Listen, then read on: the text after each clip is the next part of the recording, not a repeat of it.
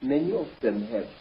In fact, some of Africa's most terrible warmongers, men who have drenched large areas of Africa in unnecessary blood and suffering, are directly descended from some of our greatest emperors of 600, 500, or even 1,000 years ago. This is the American president. Say, I would like to tell you about a man called Jonas Savimbi.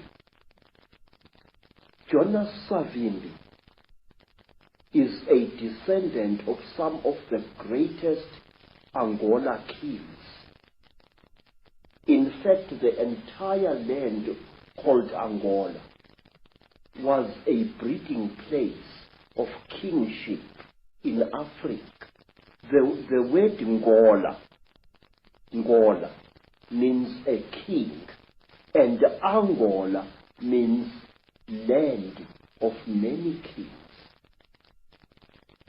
I must say, the way that the evidence that I'm uncovering is going, and it's going there very fast, and it syncs so much with what you're saying, is that a race from the stars, a reptilian race, interbred with humanity, they created crossbreed bloodlines, which became the middlemen, the demigods, the royal kings and lines and ruling power in the ancient world, and through interbreeding has become the presidents, the ruling people at the top of the power structures of banking, of politics, of the military, of all areas of our lives, of business, all of it.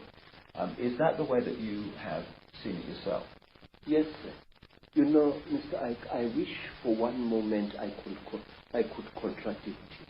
But for the last 40 years, I have observed an extremely disconcerting phenomenon in South Africa and in other parts of Africa as well. And this is the phenomenon.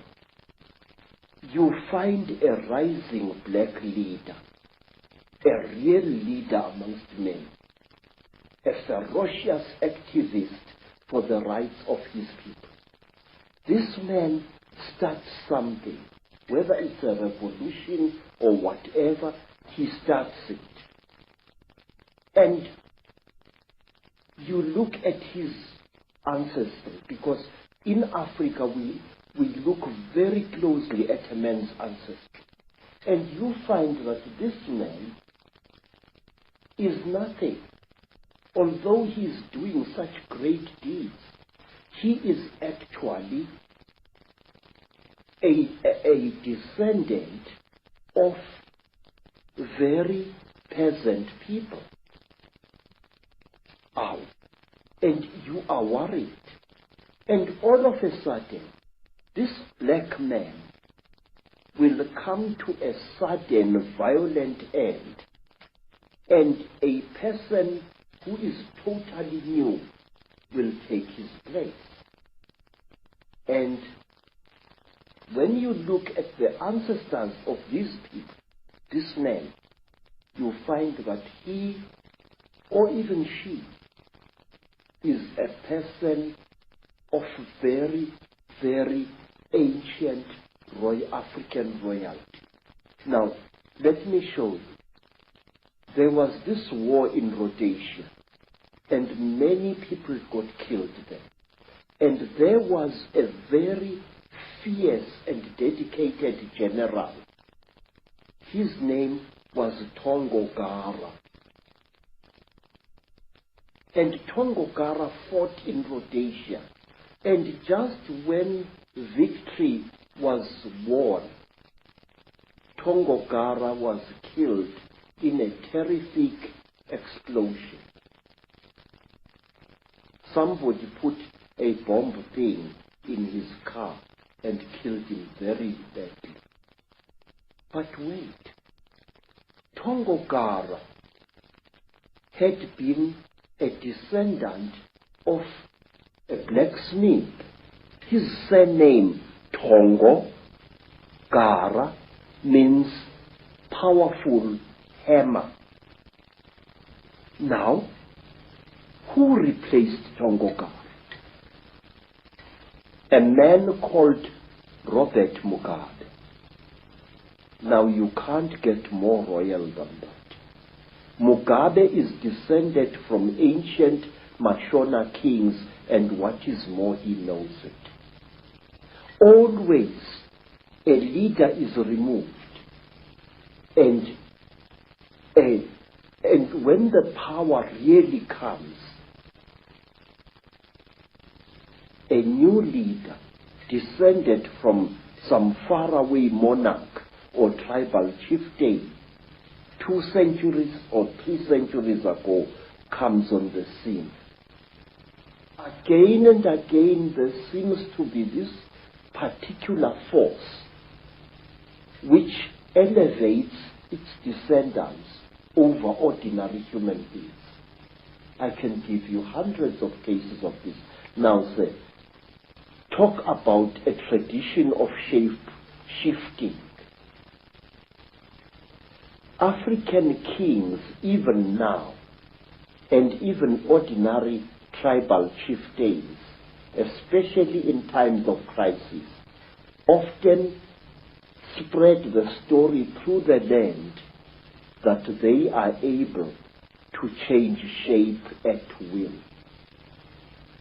There was a time when the South African government created the various Bantu homelands, and these homelands were ruled by those tribal chiefs who were agreeable to the apartheid system. Now, some of these chiefs were very unpopular with the people on the ground, and so to build a charisma around themselves, these chiefs used to tell people that they are capable of changing shape at will. It was spoken about a certain African chief in the Transkei who became one of the first rulers of one of several black homelands there, that one day his enemies were looking for him to assassinate him, and when they broke into his house, they found a huge lion sitting on the floor, and this lion growled at them. And because of that story, because even today word of mouth is a very powerful media of communication in black communities, all enemies of that particular chief left him well alone because they feared his shape-changing powers. The final question on this particular video, Credo, because we've got a lot more to say on others. Why is it that if the Chitahuli are all around us, which I certainly feel they are, and they're operating certain bloodlines, now some people see them shapeshift. That's absolutely without doubt. I mean, so many people I've met all over the world have seen it.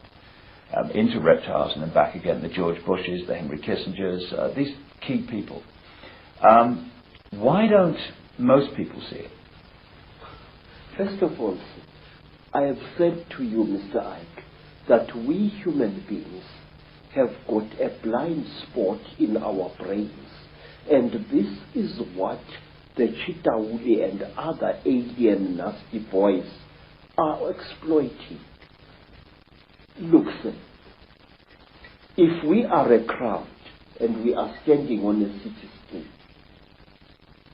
we will see a man suddenly grow an extra arm, and many of us will see that, but will refuse to accept what they see.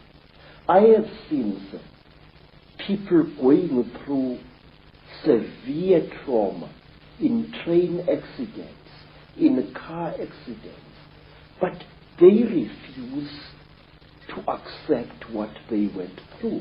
I have seen women who have been raped several times, ferociously refusing to admit what they underwent.